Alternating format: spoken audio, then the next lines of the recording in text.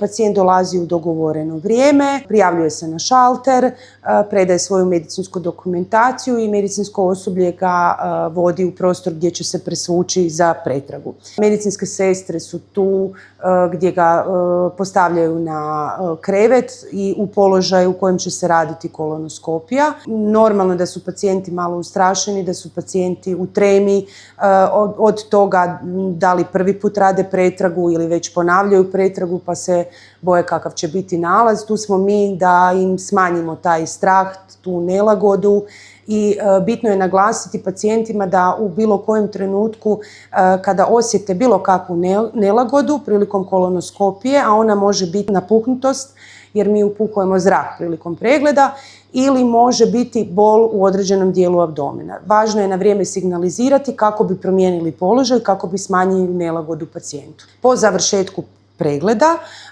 pacijent se oblači i odlazi na toalet te dobiva upute od medicinske sestre za prehranu koja će taj dan biti malo laganija, savjete o uzimanju tekućine, ako je potrebno dogovaramo daljnje postupke i na kraju kada sve to odradimo predstoji razgovor sa liječnikom gdje dobiva odmah nalaz i fotodokumentaciju.